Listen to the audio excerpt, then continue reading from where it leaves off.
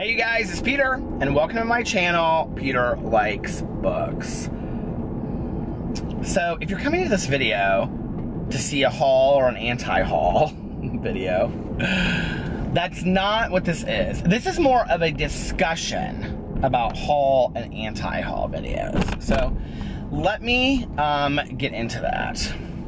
I will tell you that at the end of the week, I'm going to be doing like my Spookathon wrap-up, so it will be very interesting. It's not just the books for Spookathon because I've ended up reading some other things as well.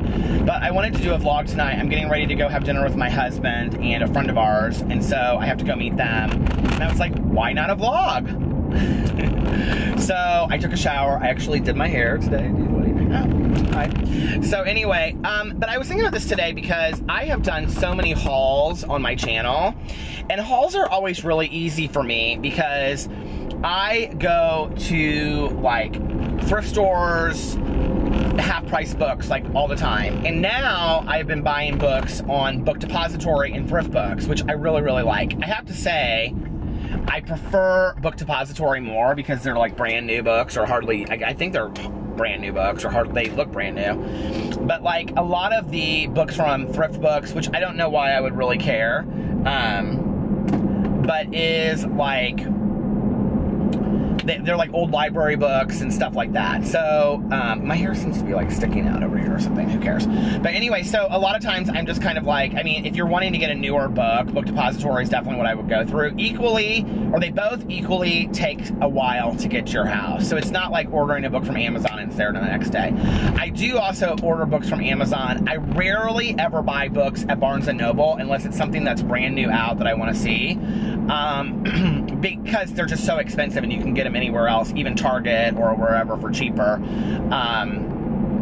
And then of course on Audible, I buy lots of audiobooks on Audible. Everybody knows that. If you watch my channel, I'm like obsessed with Audible. So, but I was thinking about this today because I was like down in the basement and, we have a mouse in our basement, and I've been needing to clean out the basement for a while, and the basement has a lot of my mom's stuff from when she passed away. It has a lot of my stuff from when I moved into the house, and then it has 1,000 books, hers and mine. And I was like, and my mom had a lot of classics, so I don't know what the lighting is going to be like when I turn, so I apologize. It's probably going to look bad. But she had a lot of classics, so I don't even know how many of those I want to keep. To be honest with you, a lot of them up till this point, like Catherine Porter books and like James Joyce books and things that I probably will never read, and some of which are not even like in the greatest condition. Or like Upton Sinclair's, is he the one that wrote The Jungle? Like, I will probably never read that. I mean, honestly, I just won't. And so I'm kind of like, it's time to just get rid of these books. Like, you know? And I'm also, like, the older I get, like, I don't cling on to books the way that I did when I was younger. You know, like, when I was younger, oh, Lord, have mercy on my soul. When I was younger, I would... Cops and texting and everything, and here I am trying to do a vlog, and my husband's texting me. So anyway... people are honking a horn. People are not happy tonight. I am a world famous blogger, don't you know?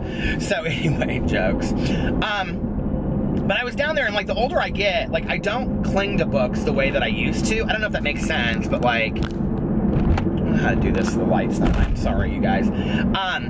But like in the old days, I used to like every book I ever bought or read, I would hold on to, and I don't really feel like that kind of nostalgia about books now, unless it's something that I don't think that I'll be able to buy.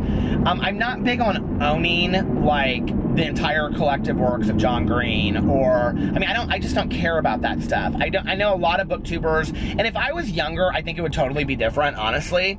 And I think if I knew what kind of reader I was at such a young age, like when I was like, you know, high school, college age, I just read whatever I got. I mean, there was no like, I mean, the whole world of reading is so different now to when I was in high school or college. You know, it wasn't like, oh, you knew that, you know, Marissa Meyer was going to come out with a new series and there were going to be 3 books in the series, so collect all the series and get the first one. You know, like, there was none of that. Like, I mean, if there was, it was on, like, an adult level that I wasn't aware of.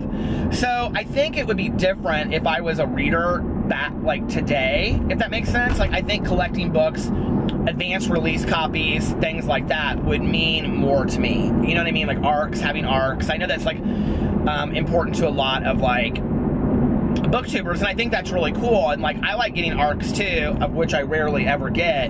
But like, I think it would mean more to me to collect them like 20 years ago. And it just doesn't today, because honestly, the older I get, I just like to read. I love books, but like the value of a book to me, unless I own a first edition, which I don't own a first edition of anything, is, I mean, like, it's not, and even if I did, I don't know that I would sell it down the road. So it's not like it like means that much to me. I could like get rid of the book and then go like and buy it down the road if I really have to have it again or something, you know?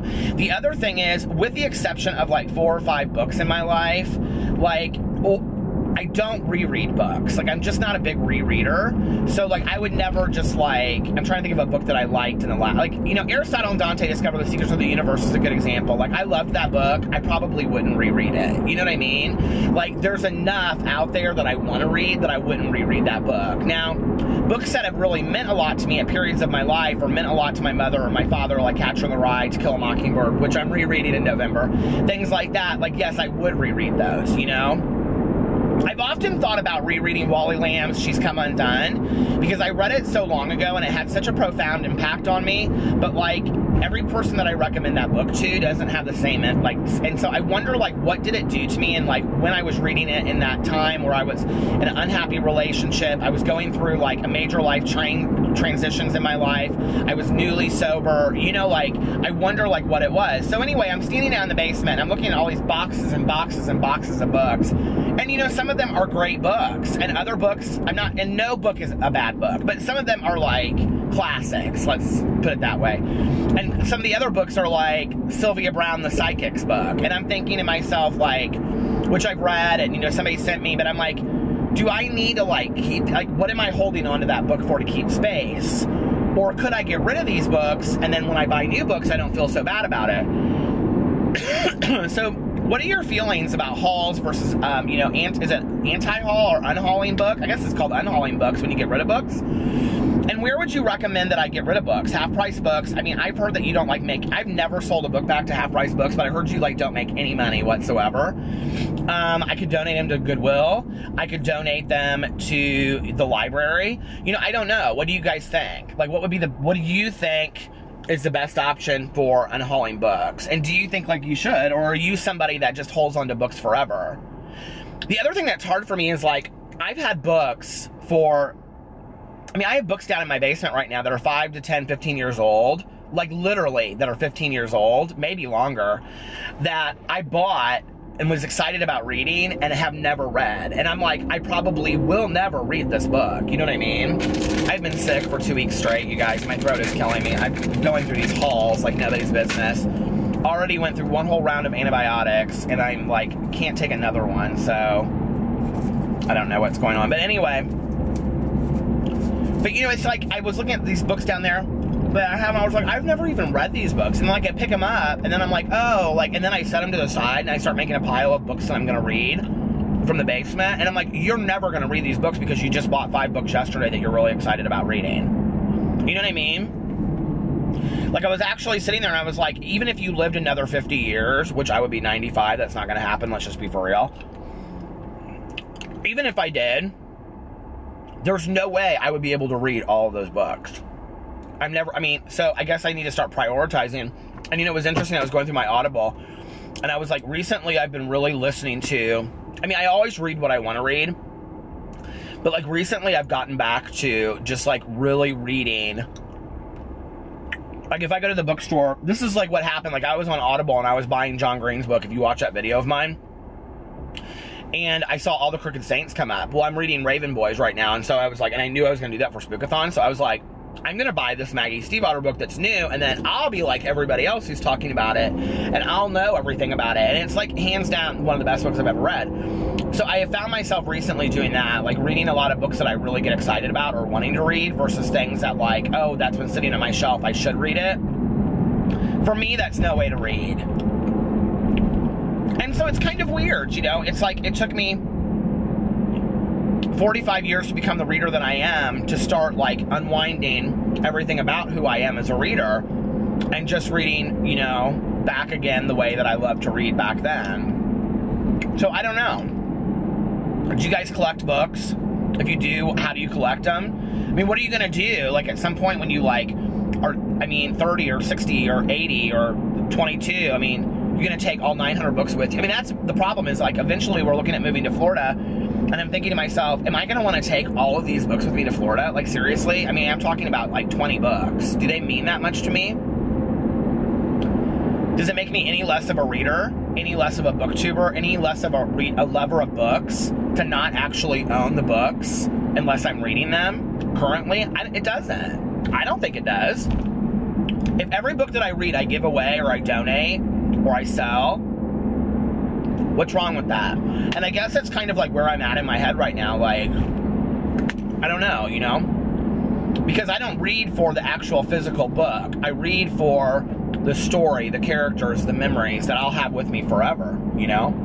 So it's just something to think about. Anyway, let me know what you guys think in the comment section below. I love you, and I will see you tomorrow. Hope you guys are having a wonderful weekend. Bye.